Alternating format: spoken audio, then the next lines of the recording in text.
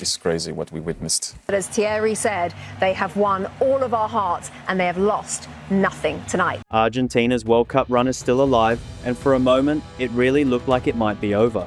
Subscribe to Matchio as we break down all the chaos, drama, and big moments from a wild night of World Cup action. It should have been Cabo Verde. The whole team? Yes, they should. FIFA, please do make a trophy for them, special trophy with a heart or whatever it is. I don't know what you need to do. You have that power normally. There's a reason so few teams ever manage to retain the World Cup. It takes everything. Technically, physically, mentally, the challenge is brutal, and one bad night can end the whole thing. But Argentina have kept the dream going. Now, this is not meant to be some deep dive into African football. There are other people on the Brazilian Shirt Name podcast who cover that side of things far better.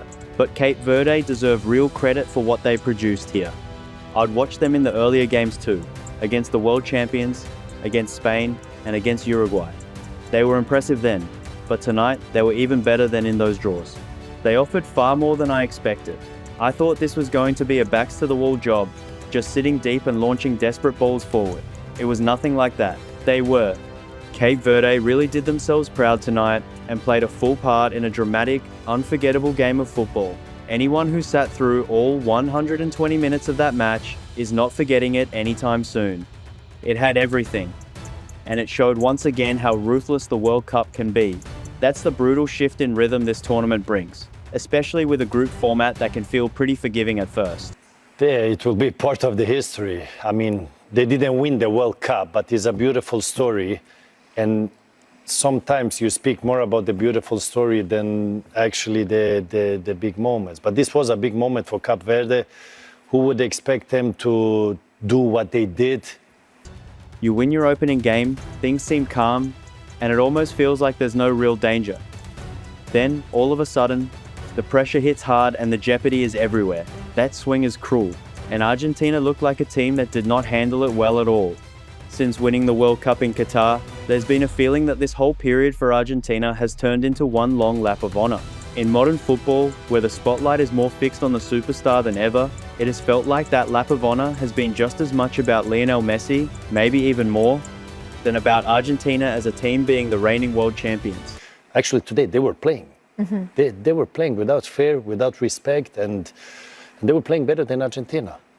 It has felt like a long goodbye tour, or at least the build-up to one. That was the vibe in the group stage too, and at times it felt like Argentina still thought they were in that same comfortable mode during this game.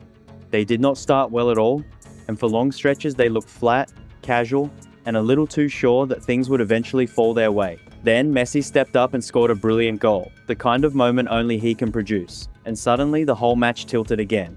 It starts with a great ball from Lisandro Martinez, but the finish is all Messi. In that kind of tight space, with defenders around him and barely any room to work, he still controls it and puts it away like it's nothing. It was a brilliant goal, pure class from a player who can turn the messiest situation into something special. But the goal did not fix Argentina's real problem, and that was the rhythm of their play. Everything felt too slow, too flat, too predictable.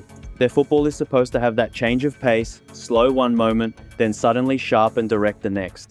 Here, it felt like all the slow parts were there, but the burst of speed and urgency never really came. For me, there's no way Argentina win this World Cup without Julian Alvarez playing a major role. I know he's not fully fit and they're still trying to manage him carefully, but the difference is obvious when he comes on. He brings tempo, quick passing, movement, energy, and a bit of life to the whole attack. Argentina badly needed that, especially after such a poor start to the second half, where they looked less like a team trying to finish the job and more like one just waiting for the clock to run out so they could move on to the next stop of the tour. I was crying out for Julian Alvarez to come on, and he was just about to enter the game when Cape Verde found the equalizer. That moment summed up one of the main reasons I've always had doubts about Argentina retaining the title. When this defense gets put under real pressure, it can wobble badly. We saw that more than once in the last World Cup, and you could feel that same weakness creeping back in here. You even saw hints of it late on when Cape Verde started piling on the pressure. As for the second goal, I'll cut Argentina a little bit of slack there because it was an outstanding strike from Lopes Cabral. Molina maybe could have been a touch closer to stop the shot, but he looked exhausted and was about to come off anyway. More than anything, it was just a top-class finish. whipped into the far top corner with real quality. The second it hit the net, it brought back memories of that Saudi Arabia game. That same sudden feeling of panic. That same sense that Argentina had let something dangerous back into the match.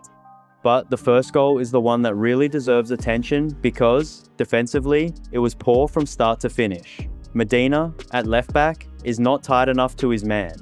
Lisandro Martinez is not tight enough either, and the whole line just looks a step off it. Then Enzo Fernandez gets caught in the worst spot possible, stuck between two runners and not fully committing to either one. He looks torn, almost frozen for a split second, trying to work out where the bigger danger is coming from. As the ball comes in from the Cape Verde right side, Enzo seems more worried about the player hanging around the edge of the box, probably thinking the shot is coming from there. That hesitation is all Cape Verde need.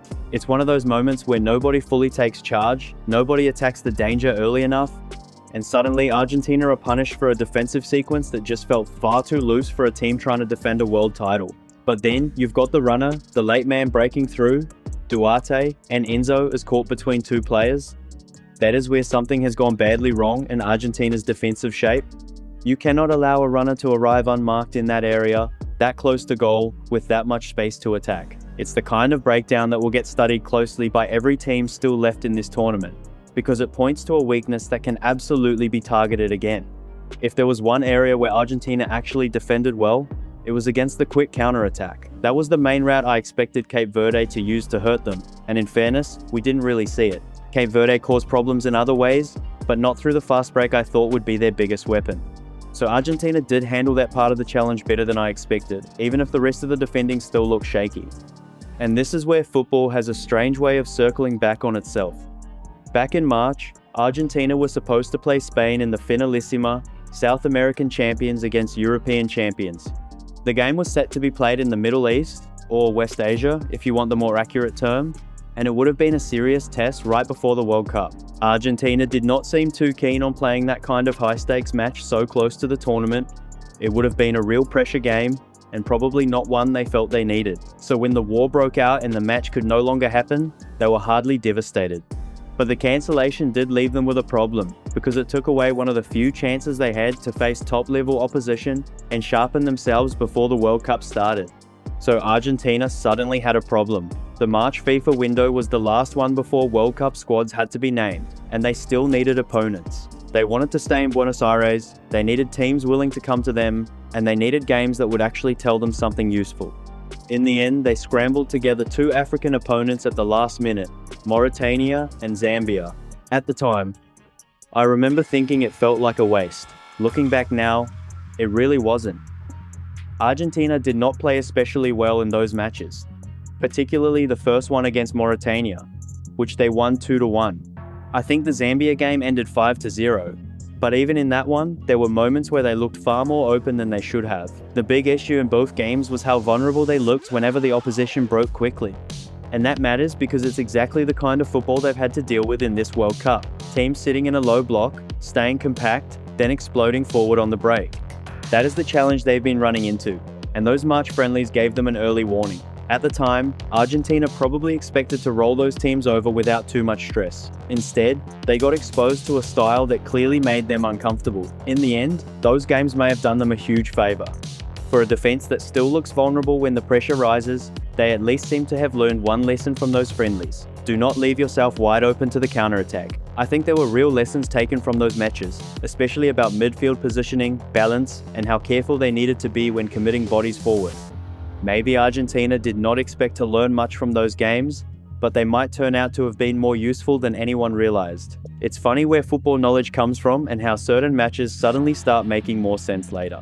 Argentina faced two African opponents in March, and now they've already played two more in this tournament, Algeria and Cape Verde, with Egypt waiting in the next round. At least for Argentina, they'll be hoping the conditions are a little kinder next time, because on that warm night in Miami, they were clearly running on fumes by the end. You could see it all over them in those final stages. It wasn't just physical fatigue from dragging themselves through 120 minutes in heavy conditions, it looked mental too. There was that feeling of the game slipping away, that fear creeping in that this might be the end of their reign, that by the final whistle they might no longer be world champions. And hanging over all of it was the bigger thought that Lionel Messi could be playing one of his last truly serious games at this level. That kind of pressure drains you, and I think it showed. By the end, Argentina looked like a team carrying both the physical weight of the night and the mental weight of everything at stake. They were struggling badly in those last moments, and that makes the next question a huge one. How much do they have left for Egypt? Because it feels like they poured a lot into this match, maybe more than they wanted to. And whoever comes through to face either Argentina or Egypt after this will be looking at it and thinking the same thing. Both teams have just been dragged through the full 120 minutes, and that could leave a mark. Maybe this result has opened the door a little for Brazil, but that is a conversation for another day. Tonight belongs to Cape Verde, and the way they represented their country with courage, discipline, and real quality. It was a huge performance, and they pushed Argentina all the way in a match that nobody watching will forget anytime soon. But this night was also about Argentina surviving a brutal wake-up call. The lap of honor is over now. The comfort is gone, the margin for error is gone, and from here on, it is real pressure and real knockout football. Egypt are next, and Argentina now know exactly what kind of fight they are in for. If you enjoyed this breakdown, like, share, and subscribe to Matchio for more match reactions, World Cup drama, and all the big talking points from the tournament. I'll catch you next time. Peace.